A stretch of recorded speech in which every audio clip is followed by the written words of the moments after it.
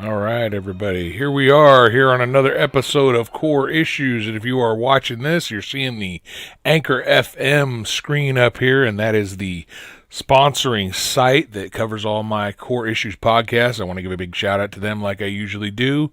They are an excellent place. I appreciate how they give me free hosting for all my podcasts, and I'm able to put them out on at least 6 different places, 6 different podcast sites they distribute them to. Doesn't cost me a dime. In fact, if I wanted to be monetized, I could, but I've chosen not to.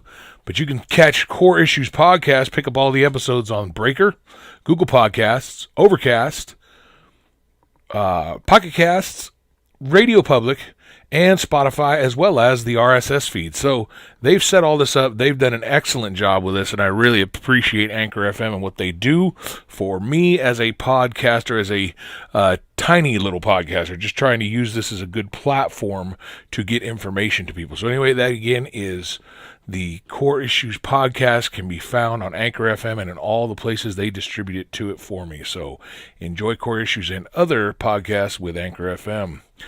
No, it sounds like a commercial, and it kind of is, but I appreciate them, so I'm okay with giving them a commercial. So anyway, as many have known, I did check this out. We've had sound issues in the past. I see that one person is on here with me. At least I see it says live one. I don't know how many may be watching on YouTube. This is simulcasting both on my YouTube channel and here on Facebook live. And I think I've got the audio doing good. I went to check all the settings. I made sure it was connected into every place it's supposed to go. So I hope it is coming over okay. And I guess I will only know that, I guess, if people start to say something. I guess I did hear my music. I did check this Oh, out. yeah. I hear Sound issues in the past. myself very well over my own phone, so it must be coming over pretty well. That was very loud, so I think we're good to go. But if you have any questions, comments, anything, come on here and let me know in the middle of this. Like I said, I'm hoping to make this a shorter program.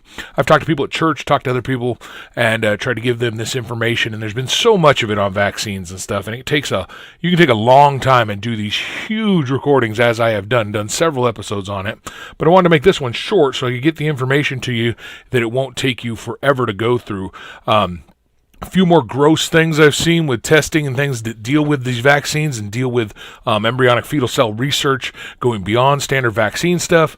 And I'm going to throw that out there for you tonight too. So let's not waste a whole lot of time. But of course, what did I say Core Issues is always about? It's about issues that affect everybody and how the gospel affects those issues.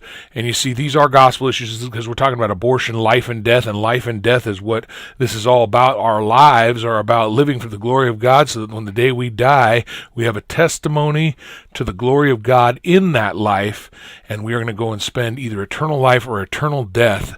And the way that you make sure that you are spending eternal life is that you humble yourself, repent, and trust in the finished work on Calvary of Jesus Christ, the righteous one, the God-man, the second person of the triune Godhead. He is your only hope for salvation. And if you do not have Jesus Christ, I plead with you today as an ambassador of Christ, please be reconciled to God. Don't die in your sins. Trust in Jesus Christ and let all these other issues, however big and however crazy and how many annoying they may be, let them pale in comparison to understanding that your sin debt against God has earned you the wrath of God in hell as it earned me. And yet he is gracious and kind and merciful and loving and sent his only begotten Son, Jesus, onto this earth to live that perfect life none of us could live and died a sacrificial death to save his people from their sins. And he did that, and he finished that work on Calvary. And if you want to know if you're one of his children, then cry out to him for forgiveness. And he says that none who come to me will I ever cast out. So, friends, that's the promise of Jesus Christ. Come to Christ repentantly, humbly, and he'll give you everlasting life. That is the core issue above all else. So, tune in here. Now let's check out the things I'm talking about with the vaccines and all those issues. Again, I have talked about these extensively, and I wanted to show you just a cool little picture, I think, that was very helpful in displaying this issue. And it came here from the Charlotte Lozier Institute. Oh, sorry, that was the webpage we'll get to. This is the Charlotte Lozier Institute's analysis of COVID-19 vaccine candidates. And you'll see here as you look at it that pretty much every single, and I'll make it real simple for you if you can't read these down here, but just look up Charlotte Lozier Institute and look up vaccine, COVID-19. You'll see this easy to find on the internet. But you look here, shows the makers of the different vaccines and shows how they are developed, development, production of the vaccine. And this line right here is talking about, are they using fetal cells in the development and production of the vaccine? And over here, they're saying, are they using fetal cells in the testing of the vaccine? Now, make it very clear, there are some people, and the Charlotte Lozier Institute initially came out and said that this is ethically uncontroversial, these two vaccines, Pfizer and Moderna, because they were only testing them in a cell line. And they were actually even trying to make this argument, well, if it's only tested once, then it wouldn't be so big a deal. But now an article I'll show you in a little bit here will even say, well, we're pretty sure they didn't even just test once. Obviously, the way that you control these things and make sure that they're good in mass production, you also test them throughout each run that you put them forward. All these different tests, they're saying they're probably being tested all the time using that same process as far as quality control, because that's how everything else is done.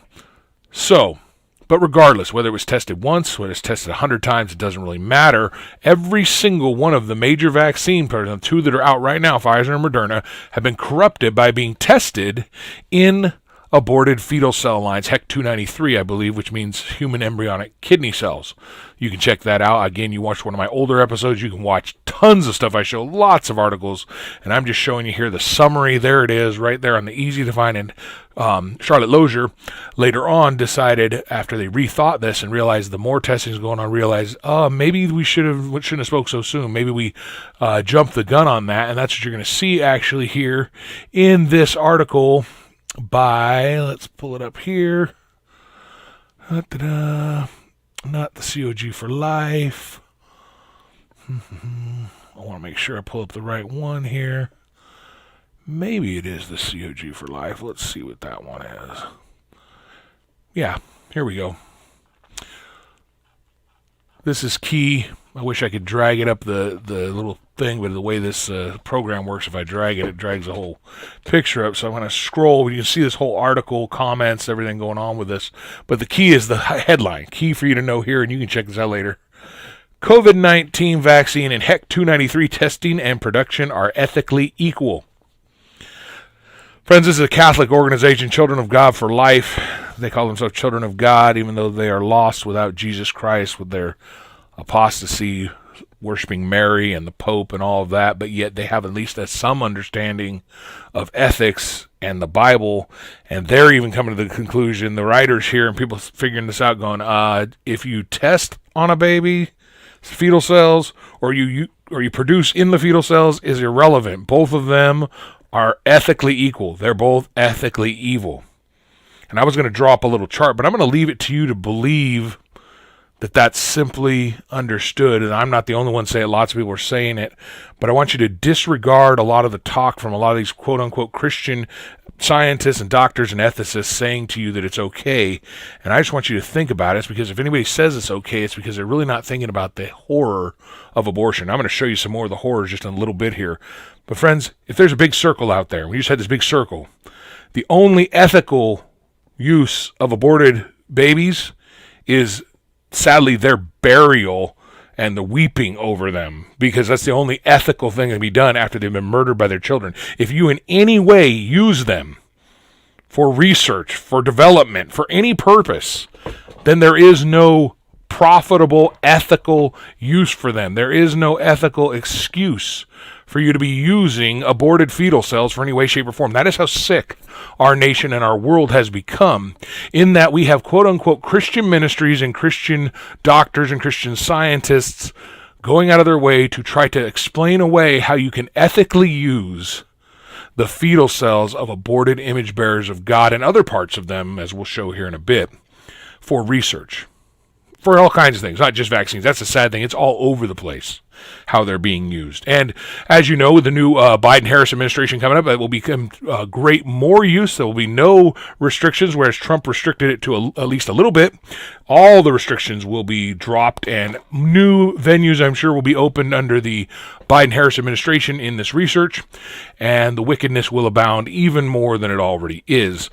But friends, the fact that we are in a quote-unquote nation, we're full of pro-lifers who think that you can actually find an ethical use for aborted fetal cells shows how far we've fallen from the pure teaching of God's words that you shall not murder.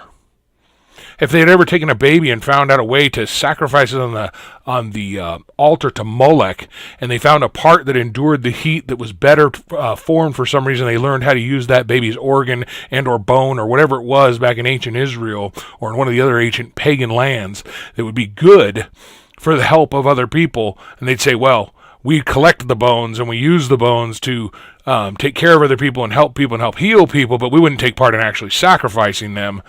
That is wicked. That is wicked. And yet we're doing that. And the thing is, the people that are doing it, they are supporting it. And here's the thing you have to understand. If maybe you're still not getting this, when you perpetuate something, when you use something by a company that is doing something with any product, you're perpetuating its use. You're perpetuating its sale. You're perpetuating its cultivation. There's no way to avoid the ethical, moral atrocity of having your hands in the blood of the innocent preborn image bearer being slaughtered because your use of those products created with them knowingly and willingly and for your benefit, you do so saying, I approve of this, therefore keep doing it. You don't say, well, I wish there was another way, but I'm going to still use it anyway. As soon as you say, I'm going to use it, you're saying, I approve of it. You may think you don't, but if you're going to use it, if every single person refused this vaccine, do you think they'd be making them? No. Do you think, I believe as I was reading earlier in an article, Pfizer's stock, do you think it would have almost tripled if they thought nobody was going to buy their vaccine? Of course not. It tripled because they know people are going to gobble it up, and they are gobbling up, even though amazingly a great many are turning it away.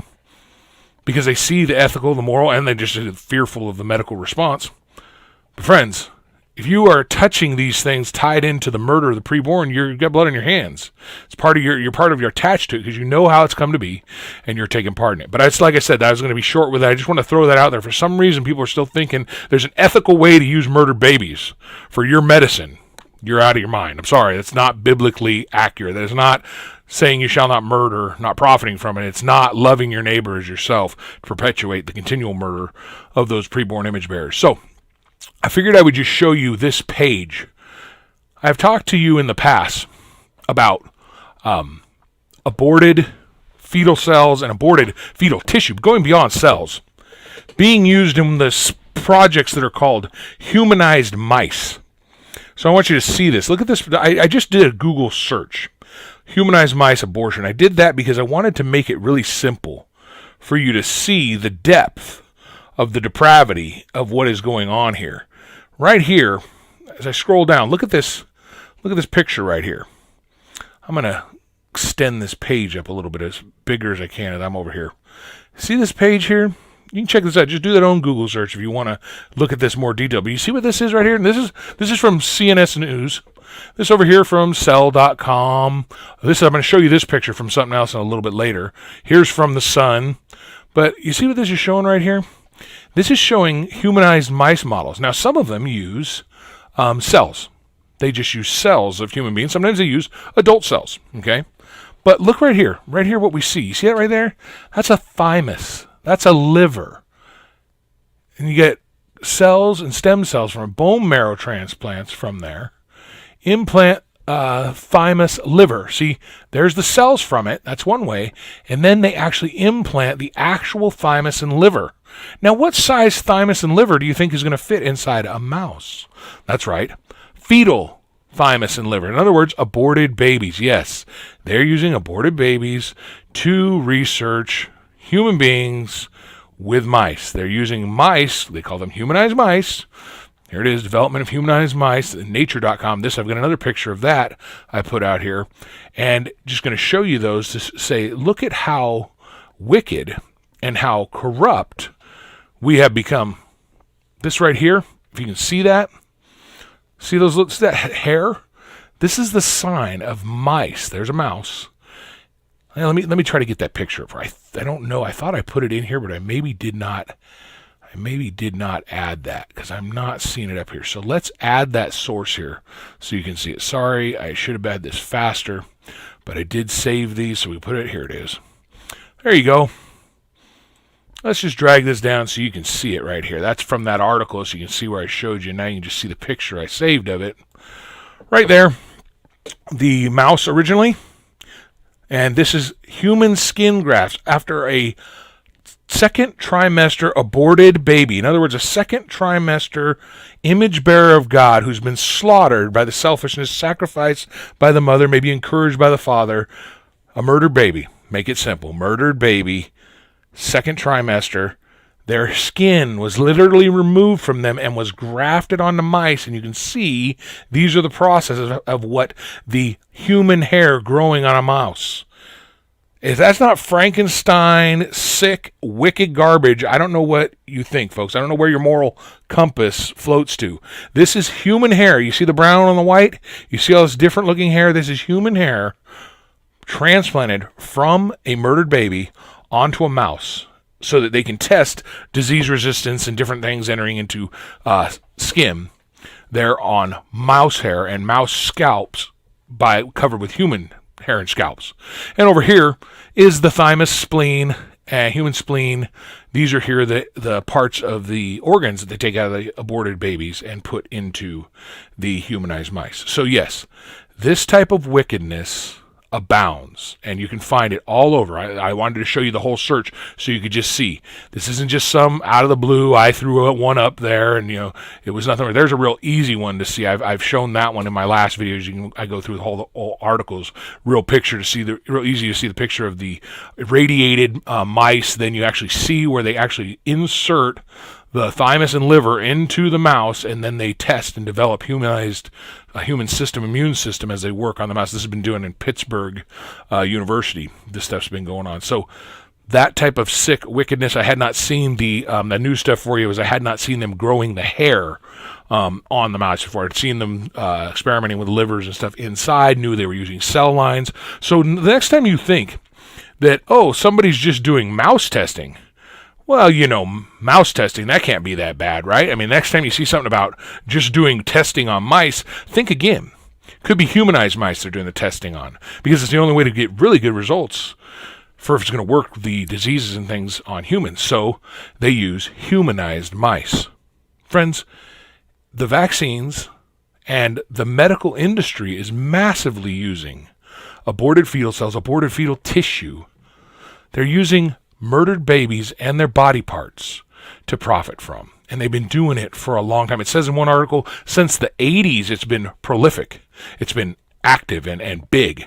But they've only recently started to get real good results of it.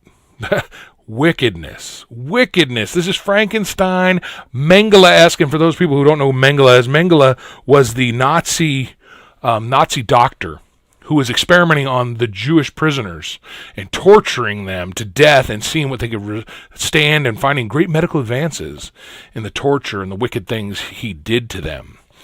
Now, friends, we can't avoid every single thing that is out there that is evil, but when it's this well known, it's this well publicized, and it's an ongoing practice, and it is ongoing, and it will ramp up exponentially here under the Biden administration, we have to be aware of it, and we have to not take part in these unfruitful works of darkness, but do what I'm doing today, exposing them, and your job is to expose them as well. So let me show you one more thing, because like I said, I wanted to keep this short. Let me show you one more picture, one more example that I thought was disgusting. I want you to see it, and then we can start to wrap this up. Here is because I said it's not just vaccines.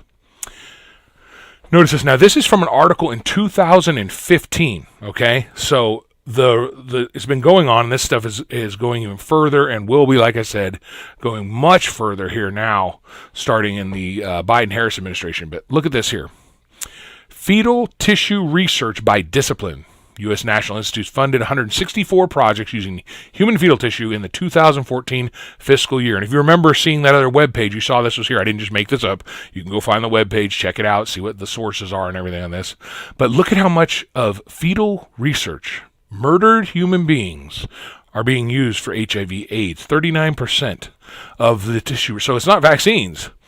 39% of the use, the biggest one. Now, right now, this last year, I'm sure the biggest, and even probably still in this year, is COVID-19 vaccines research. But back then, and the overall, HIV/AIDS has been massively studied using murdered preborn image bearers. In other words, a group of people that the mass majority of have a wicked, horrible, life-ending, horrible disease. Don't get me wrong, and I feel for them and what they're suffering, but the mass majority of them have it because they've been taking part in wicked, sinful activity and brought it on themselves. Don't get me wrong. I said mass majority. I didn't say every one. Of course, there's been blood transfusion. There's been, needle pricks by wrong people. Yes, there's been some minor, limited cases, but the mass majority of people who are infected with HIV/AIDS are in deep, wanton sin, and that's why they are infected with that disease. And yet these preborn image bearers, these poor innocent children, are being slaughtered, and the continuation were because labs keep studying and they find their murdered bodies useful